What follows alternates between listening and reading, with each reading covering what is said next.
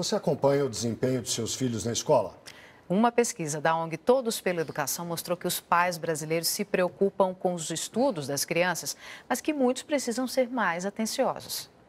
Rafaela está no 2º ano do ensino médio e já pensa em estudar medicina. Para isso, conta com toda a ajuda da família. Eu sempre acompanhei, sempre orientei em ajudar nas lições, participando.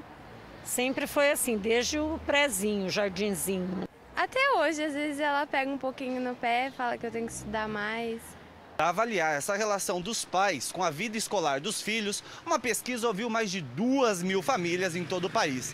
A maioria tem um bom relacionamento no ambiente familiar, mas não acompanha a rotina escolar dos filhos. 27% das famílias têm esse perfil, considerado intermediário pela pesquisa.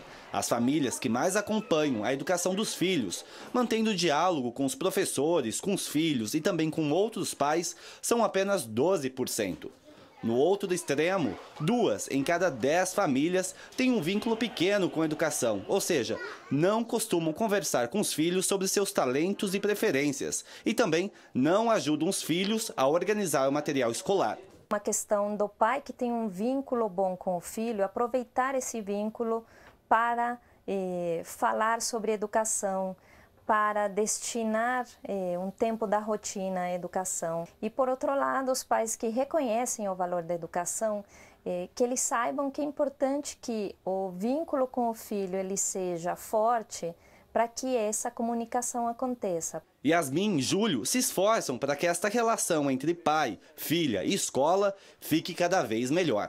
O acompanhamento assim é entre a gente, os pais e os professores.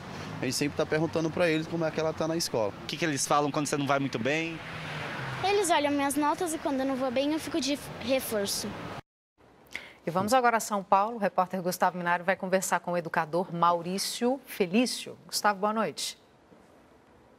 Boa noite, Catiúcia. Boa noite a todos. Bom, eu converso agora com o educador Maurício Felício, que é professor da Escola de Comunicações e Artes da USP. Boa noite, Maurício. Boa noite, Gustavo. Bom, Maurício, primeira pergunta, qual que é a importância desse apoio da família para o jovem?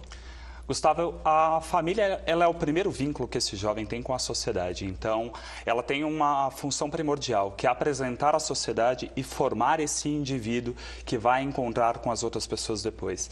Então, ela é o primeiro grande vínculo que a gente tem. Se a gente pensar em fator como qual é o mais importante, a família com certeza está entre os primeiros.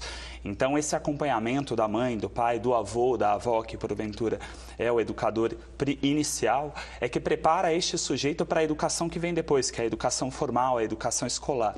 Então, quando a família se insere nesse núcleo, quando ela consegue começar esse trabalho, este sujeito vai com mais solidez, vai com mais estrutura para a escola. Então, é interessante porque a família consegue preparar esse sujeito para que depois os educadores profissionais, os educadores das escolas, façam desse sujeito um sujeito dentro da estrutura educacional formal do país. Então, a família é aquele elo inicial que vai vincular esse sujeito às expectativas que a sociedade tem dele, de que ele vai ser um sujeito de bem, com estudos específicos, que ele vai se encaminhar para áreas específicas, que vai desenvolver o lado emocional e racional dele efetivamente. Então, a gente precisa de fato que o pai, a mãe, tio às vezes, irmãos, a família se envolva. E não é só a família também.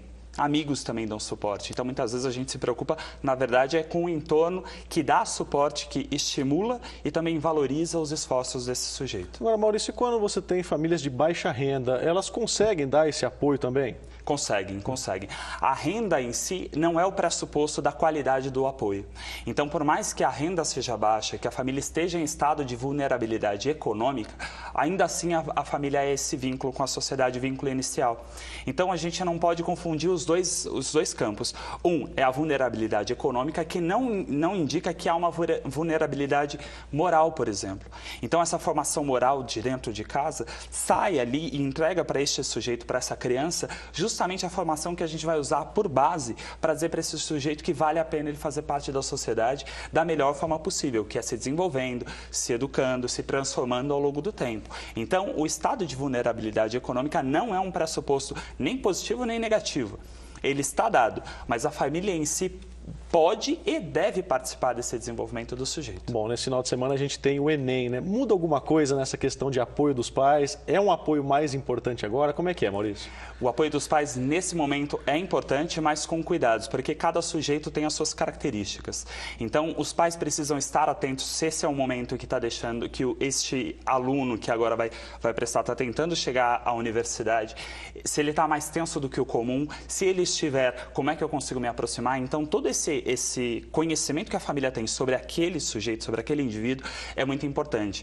Então, não adiantaria a gente dizer, olha, esteja muito próximo, porque às vezes essa proximidade repentina pode assustar ainda mais, pode coibir ainda mais esse sujeito. Ou eu digo, não, deixa ele um pouquinho afastado lá no canto dele, porventura esse sujeito precisa de apoio naquele momento.